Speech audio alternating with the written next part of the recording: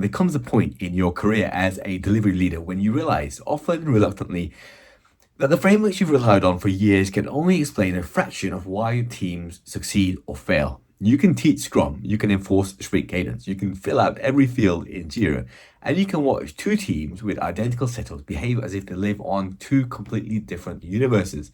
One glides, one grinds. One anticipates, one reacts. One grows more capable with every sprint, and the other sinks deeper into confusion and emotional fatigue. And eventually, you're forced to confront the truth, which is that the difference isn't in the process, it's in the underlying forces that shape how people think, how people feel, how they communicate, and how they adapt under stress. That realization is what led me to write the 5 rings of delivery. It wasn't born from an abstract interest in samurai texts or a clever metaphor. It emerged from years of noticing the same behavioral patterns repeated across content teams, engineering squads, data science groups, discovery teams, and high-stakes cross-functional incentives. The rings are simply the language I created to describe what I was seeing. This is a series of 10 videos, and in this episode, I'm going to map the terrain. The rest of the series will take you through it slowly, one ring at a time. But first, we need to have a clear sense of the landscape that we're operating in. So let me describe something. I once worked with 2 teams operating under conditions so similar that at first glance they were indistinguishable. Same sprint length, same product vertical, same stakeholder pool, same technology, same organizational expectations. If you'd looked at their dashboards, you would have assumed they'd deliver more or less the same outcomes. But that's never how these things work. One team felt effortless, almost serene, as if they were navigating uncertainty by instinct. The other trudged along each sprint like it was wet cement. Every planning session turned into a negotiation. Every retrospective collapsed into some sort of polite avoidance, and every blocker became a bit of a miniature crisis. You can't explain that by pointing at the ceremonies. You can't even attribute it to the tooling or delivery methodology.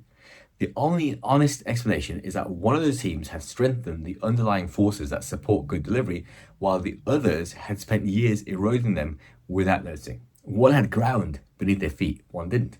One noticed problems early, the other just remained blind until the fire alarm was blazing. And this illuminates the moment where frameworks fail us, because you can't fix those behaviors simply by tightening a process. You fix delivery by repairing those forces that lie beneath the process. You fix delivery by strengthening the rings. The first of these 5 rings, the first of these forces, is Earth, the ring of stability. Earth isn't very glamorous, but without it, every sprint feels like stepping on a floor that's shifting under your feet. When the Earth is strong, teams move with confidence.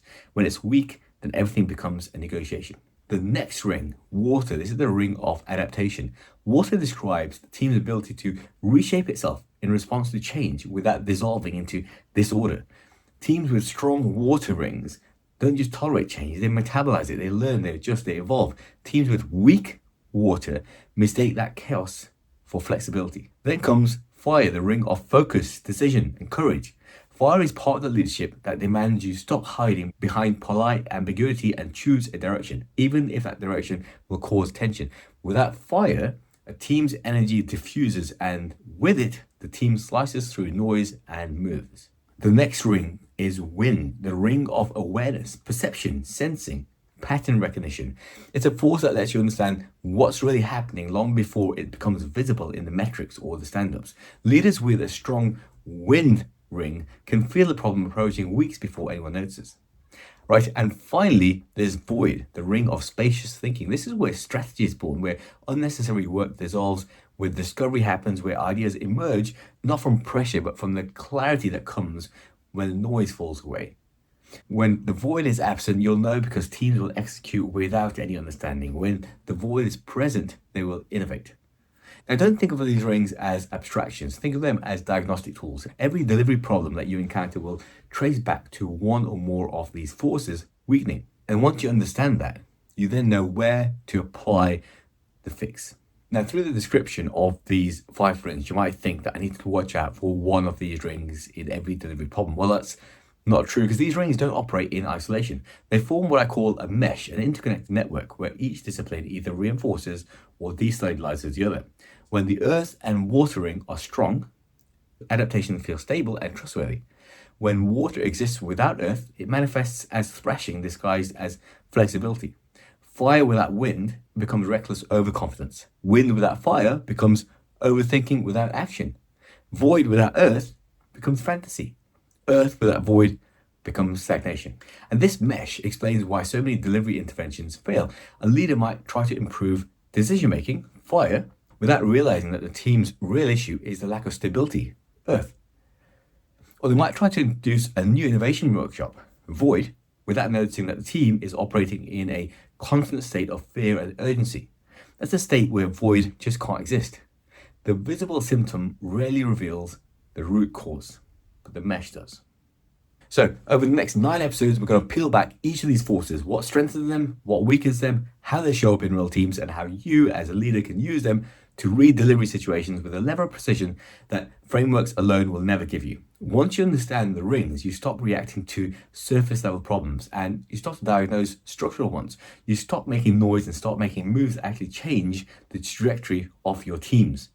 The 5 rings don't replace Agile, but they explain it. They reveal the human, behavioral, psychological, and strategic physics behind delivery. And once you see these forces clearly, you become a different kind of leader, calmer, sharper, more intuitive, and far more capable of guiding teams through difficulty without losing yourself in the turbulence.